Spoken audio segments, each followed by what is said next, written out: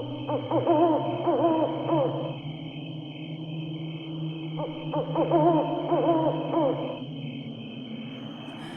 वालेकुम लिसनर्स, मैं हूँ आप लोगों की होस्ट नौशीन, और नौशीन अपने चैनल पर अपने सभी लिसनर्स को वेलकम कहती है। लिसनर्स, कैसे हैं आप सब, और मेरे चैनल की खौफनाक कहानियों को कितना एंजॉय करते हैं? अपना फीडबैक मुझे ज़रूर दें। लिसनर्स, आज आप लोगों के लिए जो खौफनाक कहानी मैं लेकर आई हूँ, ये खौफनाक कहानी इंडिया से तारिक ख़ान ने मेरे साथ शेयर की है। तारिक ख़ान और इनकी मिसेज़ अदीला रेगुलर लिसनर है मेरी, और मेरे चैनल की सब खौफनाक कहानियाँ सुनते हैं, और अपने ज़िंदगी के जो उनके नाकाबिले फरामोश वाक़यात गुज़रे हैं उनकी फ़ैमिली में, वो भी मेरे साथ शेयर करते हैं। बहुत शुक्रिया तारिक ख़ान आपका। तारिक ख़ान कहते हैं कि जब उनकी अम्मी 6 माह की थी, तो ये तब की स्टोरी है। उनकी जो नानी अम्मा थी, वो अपनी नन के साथ घर में ही हुआ करती थी, और वो दोनों दिन भर का सारा काम काज करने के बाद अपने घर के बाहर जो उनके बैठने की जगह थी वहाँ पर बैठा करती थी, और उसके सामने बहुत बड़े बड़े चावल के और गंदम के खेत हुआ करते थे। वो दोनों घर के काम काज करने के बाद वहाँ पर बच्चों को लेकर बैठ जाती थी, वहाँ पर बैठ जाया करती थी। एक दिन वो घर का सारा काम काज करके घर के बाहर उसी जगह पर बैठी हुई थी कि वो क्या देखती है कि उनकी तरफ एक औरत चलती हुई आ रही है, और वो जो औरत थी कद काठ में बहुत लंबी थी, और रंगत भी उसकी बहुत ज़्यादा सांवली थी, बड़ी बड़ी उसकी आंखें थीं। वो एकदम से इन दोनों के पास आई और आकर कहती है कि मुझे जो आपका दूध देने वाला महेश है, उसने भेजा है कि आप लोगों के घर जाकर दूध दे आओ। तो आगे से मेरी नानी अम्मा ने उन्हें ये कहा कि महेश खुद कहाँ है। तो वो ये जवाब देने लगी कि महेश की बीवी की तबीयत बहुत सा ख़राब है, तो वो उसको चेक करवाने के लिए दूसरे गांव लेकर गया हुआ है। इस वजह से उसने मुझे कहा था कि मैं आप लोगों के घर आकर दूध दे जाऊं। जो मेरी दूसरी नानी अम्मा थी, वो अंदर गई और दूध लेने के लिए बर्तन लाने चली गई। जब वो बर्तन लेकर आई, उतनी देर में वो औरत खड़ी होकर मेरी मदर की तरफ देख रही थी, और ये कह रही थी कि ये बहुत ही प्यारी बच्ची है। घूर घूर के वो मेरी मदर की तरफ देख रही थी। जब मेरी छोटी नानी आई, तो उन्होंने उस बर्तन में उससे दूध ले लिया और उससे ये कहा कि ठहरो, मैं पैसे लेकर आती हूँ। इतने में मेरी बड़ी नानी ने उससे पूछा कि तुम महेश की क्या लगती हो। तो उसने ये कहा कि मैं महेश की कज़न हूँ। फिर वो ये कहने लगी कि अगर आपकी इजाज़त हो तो मैं इस बच्ची से थोड़ा सा खेल लूँ। मेरी बड़ी नानी ने उसको ये कहा, हाँ तुम बच्ची को उठा लो। जैसे ही उसने मेरी मदर को उठाया, वो उनसे बातें करने लग गई, और मेरी बड़ी नानी की तरफ कमर करके खड़ी हो गई। पहले वो बिल्कुल नॉर्मल ज़ुबान में उनसे बातें कर रही थी। जैसे ही उसने मेरी बड़ी नानी की तरफ कमर की, वो अजीबो गरीब आवाज़ में कुछ बोलने लग गई, जिसकी समझ मेरी नानी को, बड़ी नानी को बिल्कुल भी नहीं आई। इतने में जब मेरी छोटी नानी दूध के पैसे देने के लिए आई, तो उसने फ़ौरन से मेरी मदर को, मेरी नानी अम्मा को दिया, और ये कहा कि ये बहुत ही प्यारी बच्ची है, और वहाँ से पैसे लेकर फ़ौरन चली गई। इतने में शाम का टाइम हो गया, क्योंकि वो दोनों मगरिब से पहले घर के अंदर आ जाया करती थीं। उस शाम के बाद मेरी मदर की तबीयत बहुत ज़्यादा ख़राब रहने लग गई थी। वो ना तो दूध पी रही थी और ना ही कुछ खेल कूद रही थी, बिल्कुल गुमसुम सी चुप हो गई थी। मेरी नानी बहुत ज़्यादा परेशान हुई कि एकदम से इसको क्या हो गया है। बहुत कोशिश की उनको बहलाने की, बुलाने की, मगर वो बिल्कुल गुमसुम हो गई थी, जैसे उनको ना कुछ सुनाई दे रहा है, ना ही कुछ दिखाई दे रहा है, और वो कुछ खा पी भी नहीं रही थी। मेरे नाना अब्बू ने फ़ौरन से डॉक्टर को बुलाया और उनका चेकअप करवाया। डॉक्टर का ये कहना था कि ये बिल्कुल ठीक है, इनको कुछ भी नहीं है, कोशिश करें कि ये ठीक हो जाएं। फिर भी अपना वहम दूर करने के लिए उन्होंने मेडिसिन्स ले ली, जो मेरी मदर को उनकी एज के मुताबिक वो लोग दे रहे थे। इसके बावजूद उन मेडिसिन्स का भी कोई असर नहीं हुआ, और उनकी हालत बहुत ज़्यादा ख़राब होती जा रही थी। बहुत ज़्यादा वॉमिटिंग्स और बुरी कंडीशन उनकी हो गई थी, कुछ खा पी भी नहीं रही थी। मेरे नाना अब्बू को तकरीबन गांव के सभी लोग जानते थे, क्योंकि मेरे नाना अब्बू एक वेल नॉन पर्सनैलिटी थे अपने गांव की, नुमाया शख्सियत थे और उनको हर कोई जानता था। हमारे गांव के जो इमाम साहब थे, जब उन्हें पता चला कि मेरे नाना अब्बू की बेटी इतनी सख्त बीमार है, तो वो पूछने आए।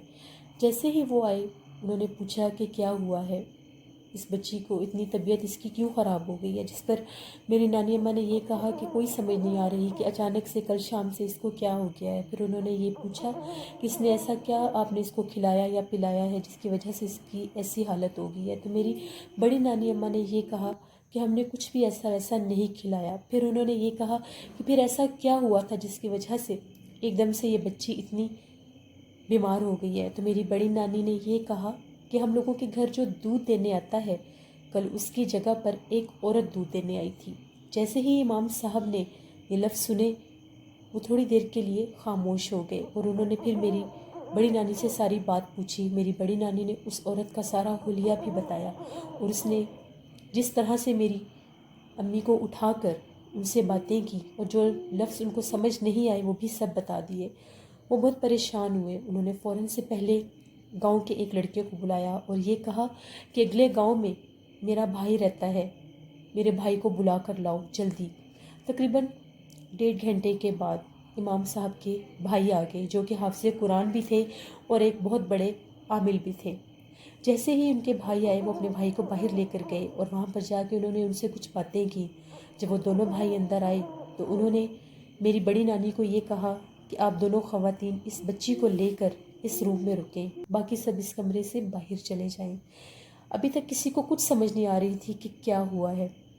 फिर उनमें से जो उनके छोटे भाई थे, जो कि हाफ़िज़ कुरान भी थे और आमिल भी थे, इमाम साहब के जो छोटे भाई थे, उन्होंने फ़ौरन वहाँ पर एक बहुत बड़ा सर्कल बनाया, जिसमें एक सर्कल में वो खुद बैठ गए और दूसरा एक और ज़मीन के ऊपर सर्कल बनाया और उसमें मेरी मदर को बिठा दिया गया मेरी बड़ी नानी के साथ, और वो कुछ पढ़ने लग गए।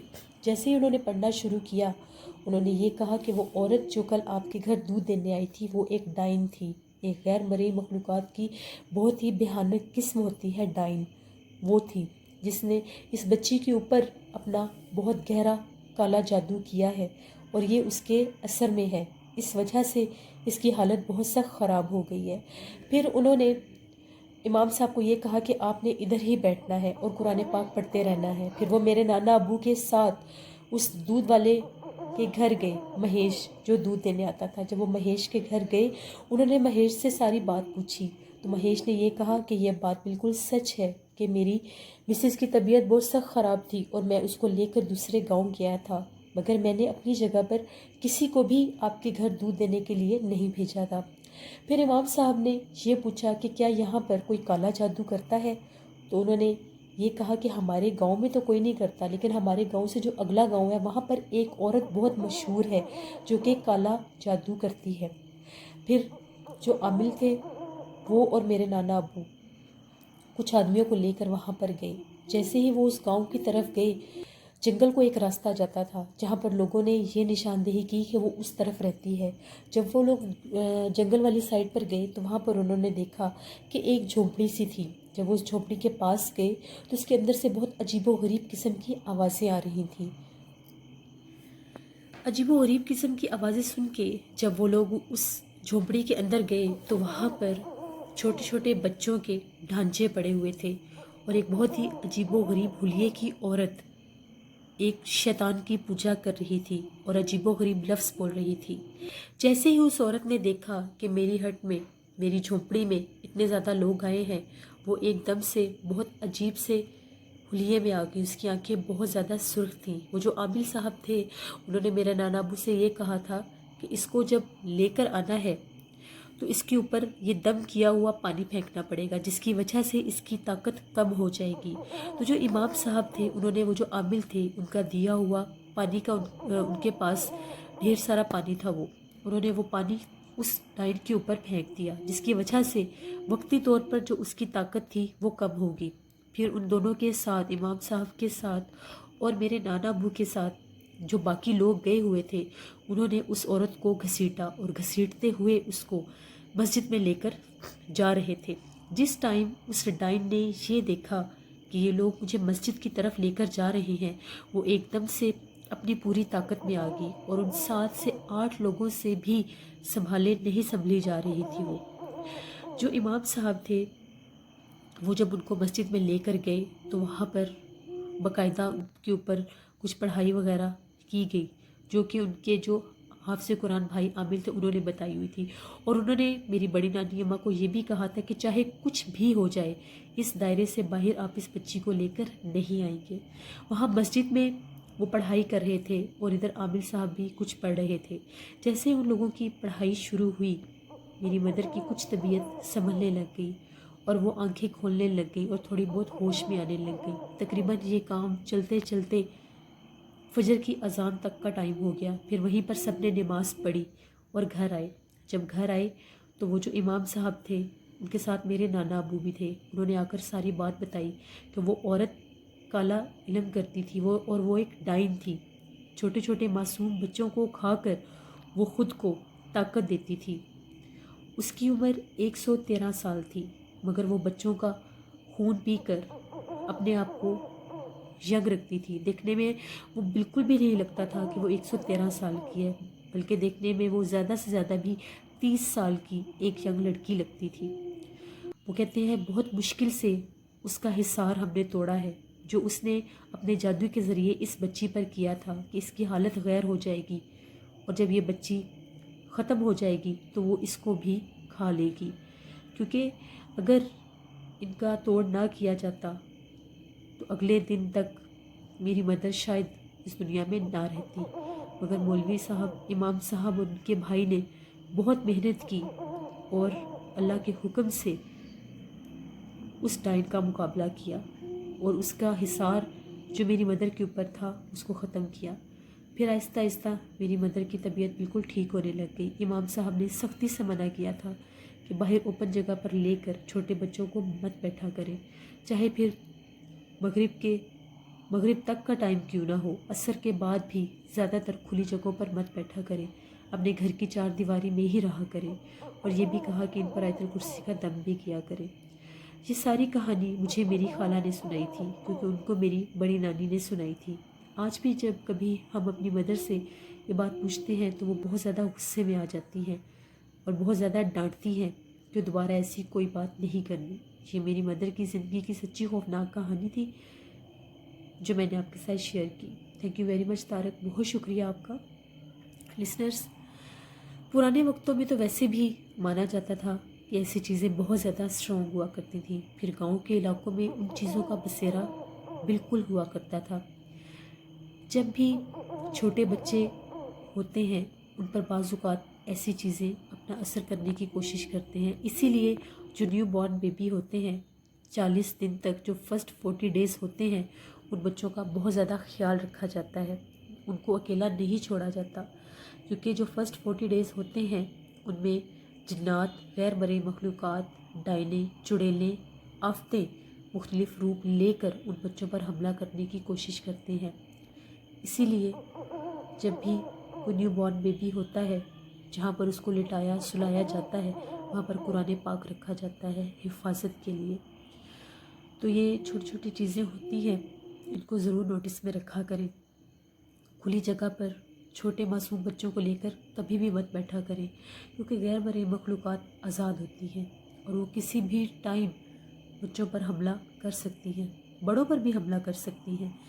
बिल्कुल ऐसी जगहों पर जहाँ पर खेत खलियान वीरान जगह हो, वहाँ पर मत बैठा करें। ख़ास तौर पर वो लोग जो मेरी स्टोरीज़ गांव के इलाकों में सुनते हैं और गांव में जाते हैं, गांव में रहते हैं, वो लाजमी इन बातों को मद्देनज़र रखा करें, क्योंकि अक्सर गांव के इलाकों में जिन्नात, चुड़ैलें, आफ़तें बहुत ज़्यादा पाई जाती हैं, क्योंकि वहाँ पर दूर दूर तक खेत खलियान होते हैं, वीराने होते हैं, आबादी कम होती है, रश कम होता है, ट्रैफिक कम होती है, लोग अपने कल्चर के मुताबिक आदी होते हैं जल्दी सोने के, तो वीराना और सन्नाटा बहुत जल्दी हो जाता है, जिसकी वजह से ये चीज़ें आज़ाद होती हैं। शहरों में भी जो लोग रहते हैं, रात को लेट जब वो अपने घरों में वापस आते हैं तो लाजमी आयतुल कुर्सी पढ़ा करें, باوضو رہا کریں، آیت الکرسی پڑھ کر خود پر پھونکا کریں، درود پاک، اور خود کو اللہ کے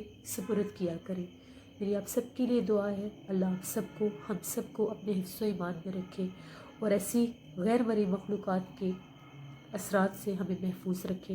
اپنا فیڈ بیک مجھے ضرور دیں، آپ کو میرے چینل کی خوفناک کہانی کیسی لگتی ہے۔ میری ایک ریگولر لسنر ناہید ایاز ہے، انہوں نے بھی انڈیا سے خوفناک کہانی میسج شیئر کی ہے، انشاءاللہ ان کی کہانی میں کل ضرور آن ایئر کروں گی۔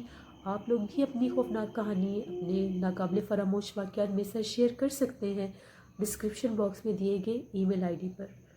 اپنا بہت سا خیال رکھیے گا، نوشین کو دعاؤں میں یاد رکھیے گا۔ Thank you for watching. اللہ نگہبان۔